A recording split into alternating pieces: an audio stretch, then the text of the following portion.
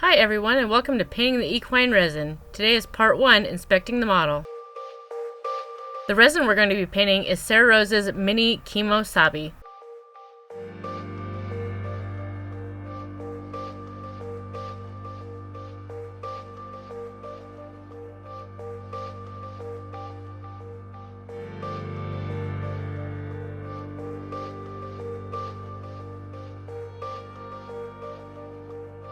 We'll take a look at the most obvious prepping issue, which is flashing, typically in the mane.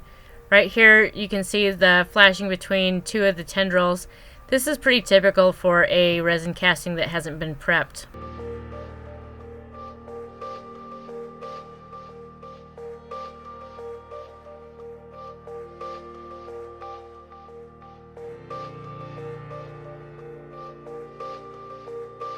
Here we've got some of the wires showing through the leg. This will need to be covered up using some epoxy. Otherwise the primer won't stick, neither will the paint, and it will flake off.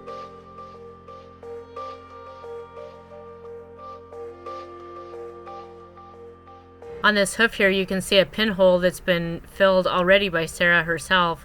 She does a pretty good job of prepping these models before sending them out to customers.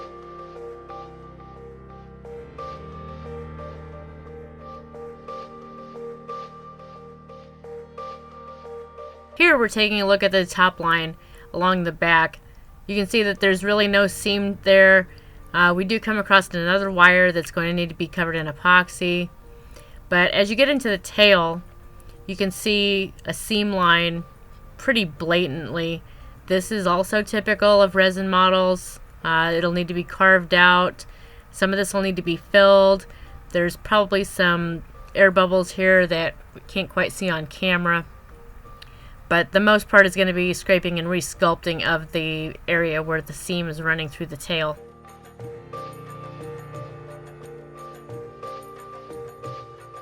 As we flip him over, we can see where Sarah again filled in some air holes. Looks like a couple of these are going to need to be redone.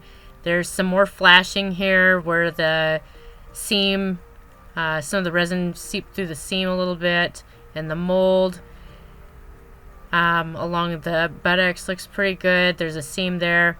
Now typically along the sheath and the scrotum there's always going to be an air bubble or two. The sheath is notorious for this. Sarah has again covered up this hole. She's filled it quite well. May need to just do some touch-ups there with some epoxy. Along the stomach you can see that there are some pretty larger divots there. This is usually from where the sprue was at, and it's been cut a little deep there, so I felt along it with my fingernail. Couldn't quite tell if it needs to be filled or not. Another couple air holes here that were filled by Sarah. And then if you look along the chest, there's another seam line. That'll definitely need to be sanded away and scraped away and resculpted.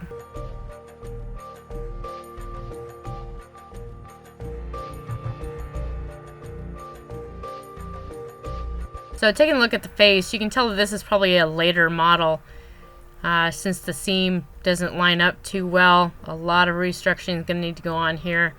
Going to have to make sure to be careful when scraping and sanding so that you don't lose any of the detail in the face.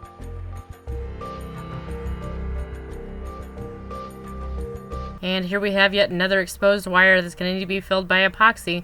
Otherwise, again, the primer's not going to stick and the paint's not going to stick and it's going to chip off.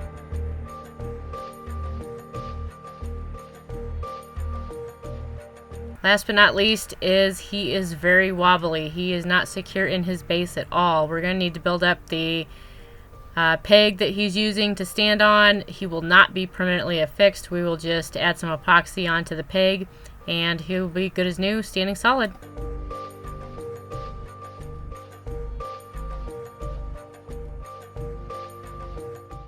Thanks for joining me on the first episode of Painting the Equine Resin. If you liked this video, make sure to give it a thumbs up and subscribe so you don't miss our next episode where we will be scraping the seams with our Rio Rondo carbide scrapers.